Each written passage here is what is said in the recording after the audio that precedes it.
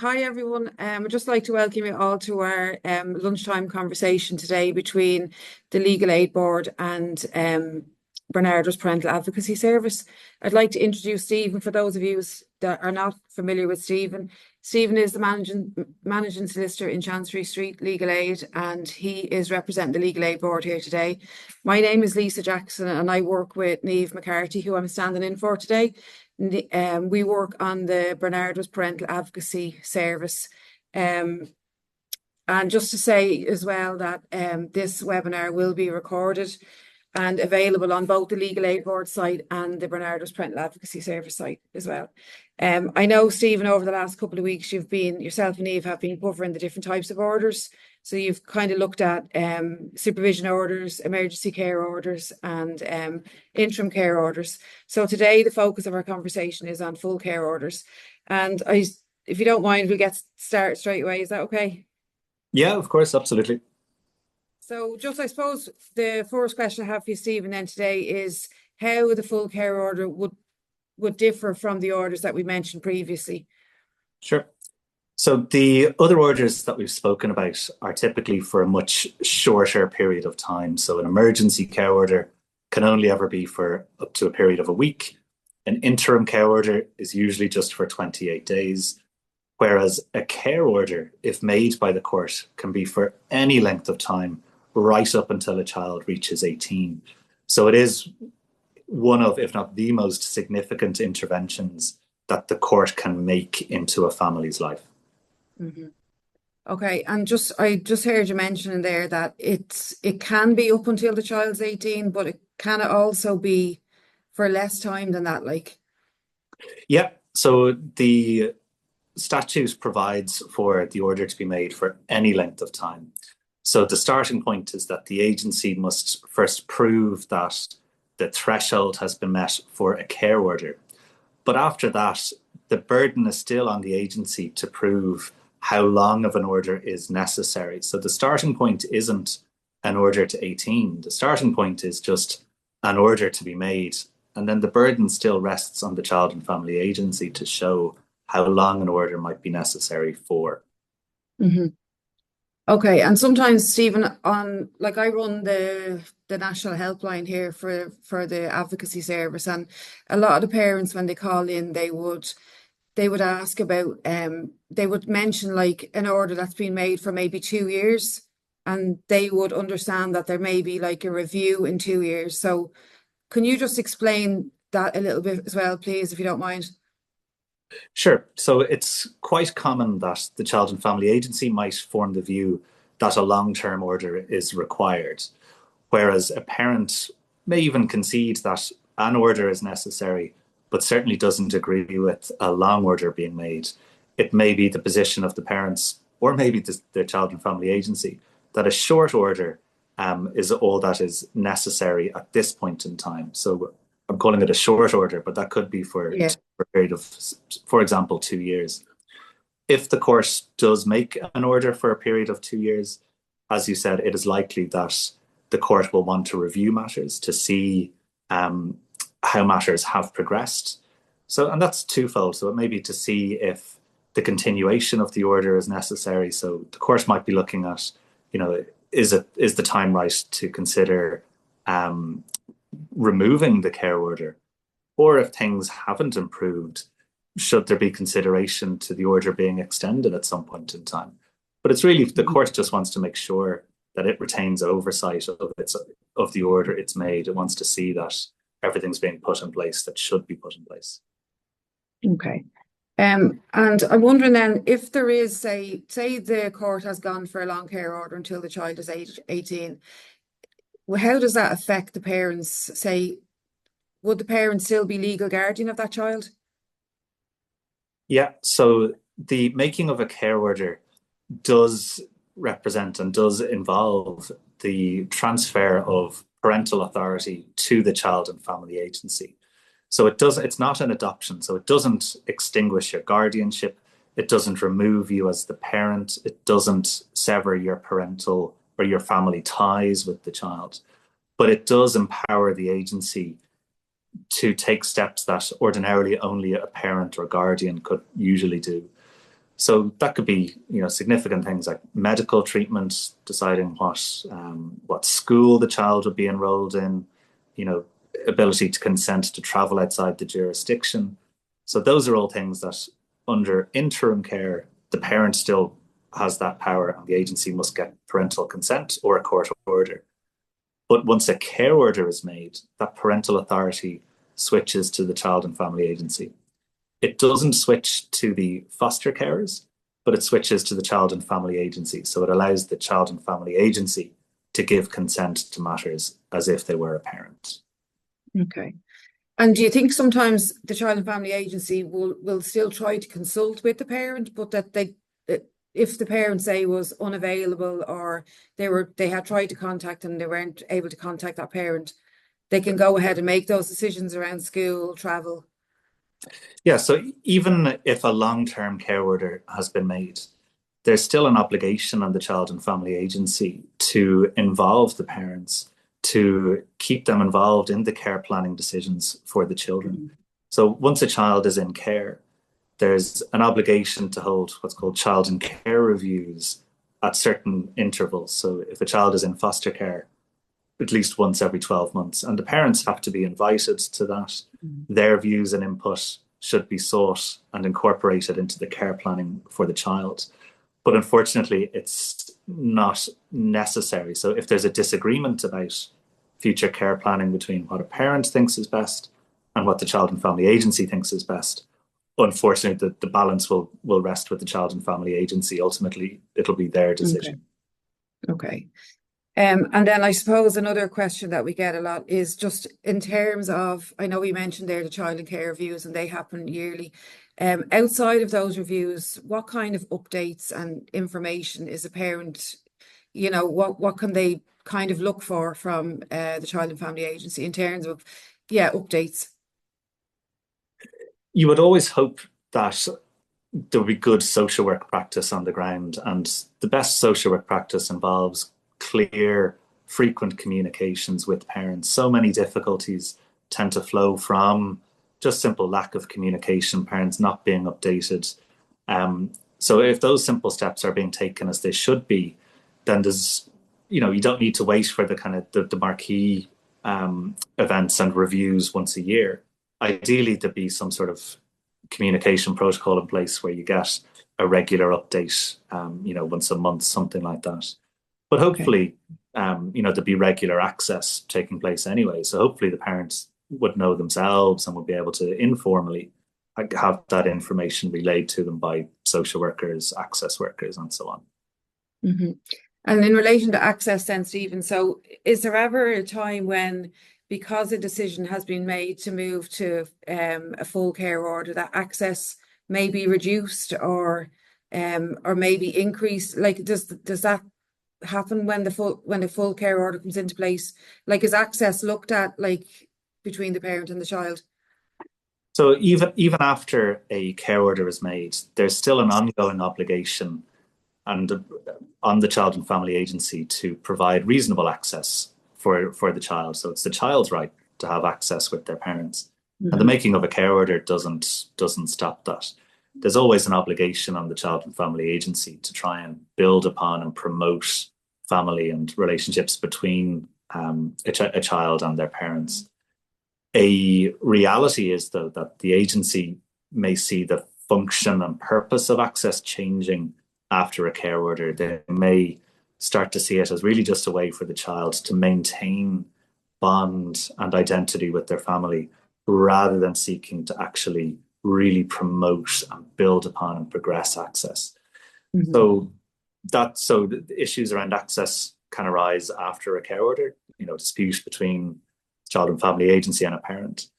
But just because a care order is made, that doesn't stop a parent from bringing an application to court if necessary to look for a court order that certain access would be provided or certain increases would be provided.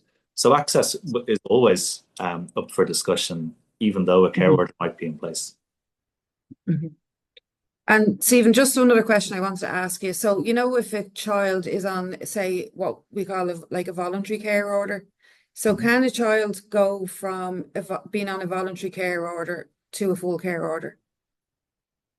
Yeah, so ordinarily the process would be an initial interim care order would be sought first, and you'd go through a period of interim care, which Hmm. would go on pending determination of a care order application. So the Child and Family Agency are trying to see if they believe a care order is necessary.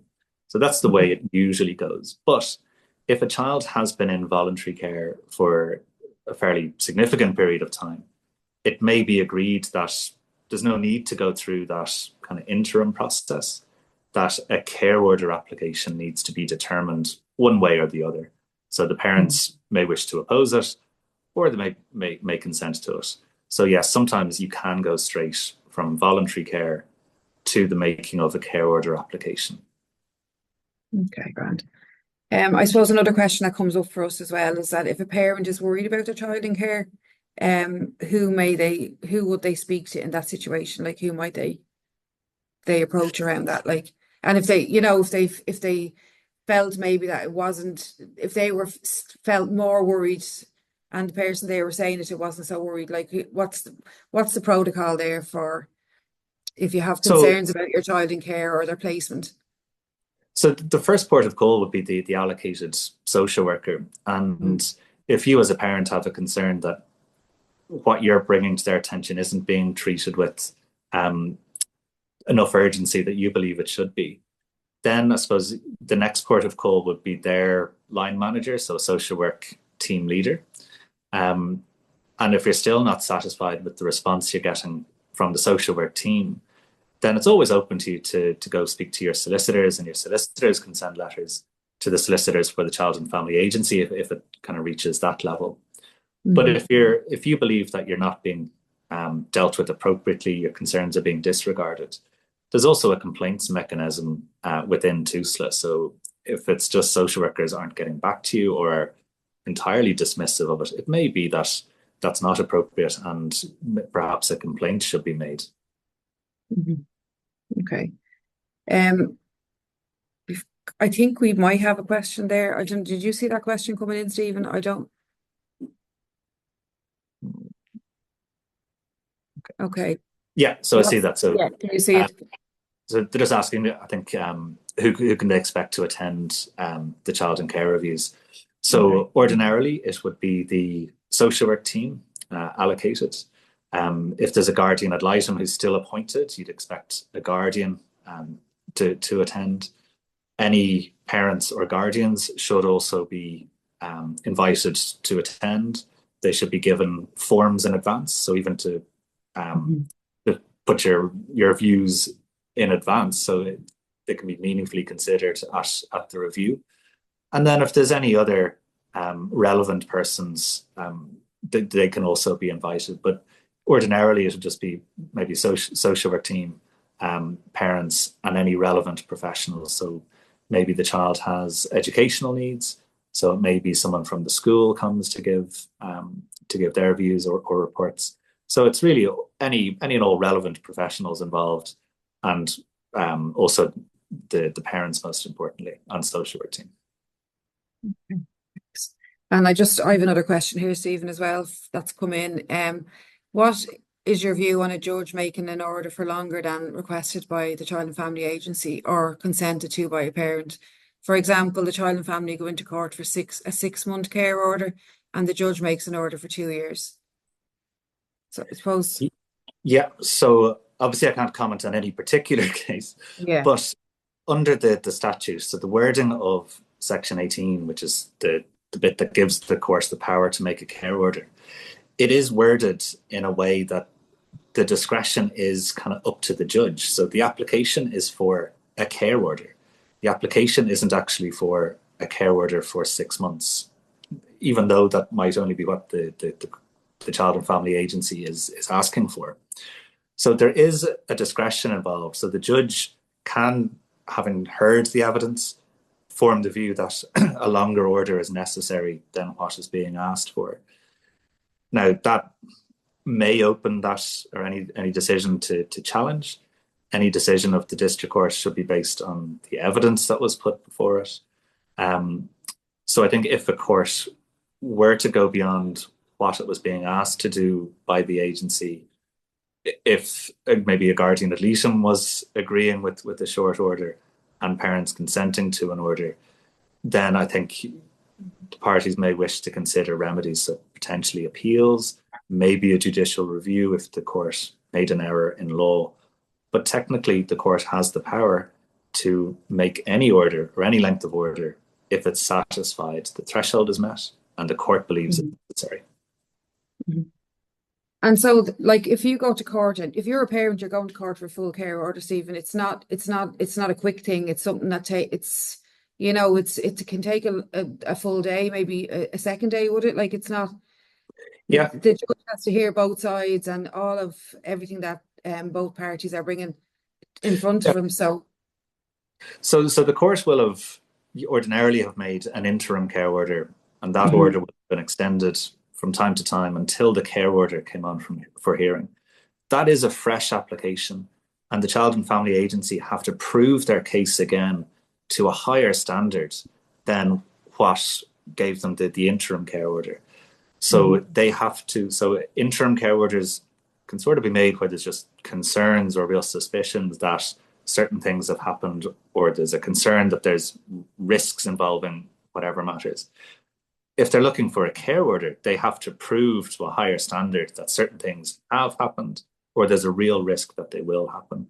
So yeah, and that takes time. So if it's disputed by the parents, for example, then yeah, the Child and Family Agency will have to call all of their witnesses, open them up for cross-examination. So depending on the complexity of the case, it could take a number of days, it could take a number of weeks in some cases. Okay. It's interesting that that it is looked at so intently.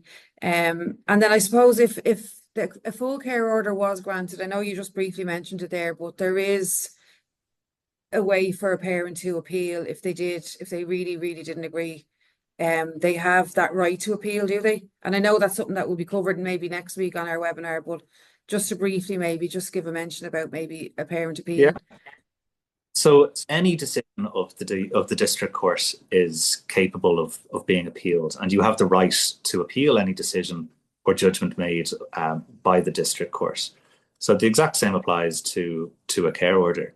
If you believe, if you're just entitled to an appeal, so you can appeal the making of a care order to the district court or to the circuit court, sorry. And in the circuit court, you have a fresh hearing, and the Child and Family Agency have to prove their case and satisfy a judge in the circuit court that the threshold has been met.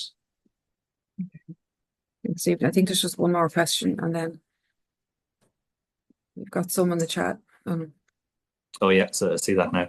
So it's just being asked, how common would it be for a full care order to be refused at hearing stage? And then what happens? Does it reverse to an interim care order? So it's not uncommon for care orders to be refused. What more frequently would happen is that the court would refuse to make a care order for the length of time that the Child and Family Agency are seeking, and might make a short order to facilitate a transition home. So even though quite frequently a parent would say, I'm not agreeing to my child remaining in care, but even that parent might accept that if the court refuses a care order, maybe a phased transition home over 2 months, 3 months might be the best way to resolve matters. So that's one potential outcome. But if the court just decides threshold is not met and refuses to make a care order, the judge can't actually make it reverse to interim care. The court only has the power to make a supervision order if it believes that a care order threshold hasn't been met. Okay. Is there any, sorry, Stephen, is there any case law involving judicial reviews when a parent has to, sorry, Stephen, I need to get your glasses. Yeah, no, it's okay. I can see it. Can you see it? Yeah. Yeah. So I can see they're asking, is there any judicial reviews where the parent has no access with the child or very limited access after bringing access applications to the district court and appeal to the circuit court? So that would indicate that access applications have already been heard and determined by the court. So the starting point is that the Child and Family Agency have to provide what's called just reasonable access. It's up to the Child and Family Agency to determine what reasonableness actually is, what that entails. So unless a parent obtains an order directing a certain level of access, that's what will take place. It'll be up to the Child and Family Agency. But for there to be no access, the Child and Family Agency have to obtain an order from the court permitting them to refuse access to a parent, and that's quite a high bar. So to bring a judicial review of a decision, so if you brought your application to the district court, you were unhappy, you appealed it to the circuit court, you're still not satisfied with the outcome, you've no further appeal. Your only potential remedy is a judicial review of that to the High Court, but that only occurs if there's been an error in law. So that's a more difficult kind of hurdle to get over, rather than just, the court was heard by a judge and you were unhappy with the outcome. So Okay. that question. I think that's all our questions then that have come in. Yeah, we've answered that one as well. So Stephen, I think I'll let you go because I know you've been really busy. You've had a really, really busy morning, and we'll finish up there for today. And just like to say thanks very much again for coming on and talking to me today instead of Neve. No, thanks very much, Lisa. I really appreciate it. And as ever, if anyone has any further questions, feel free to send them on, and I'll get back to them in early course. Great. Thanks very much, Stephen. Thanks very much. Thanks everybody for joining us today.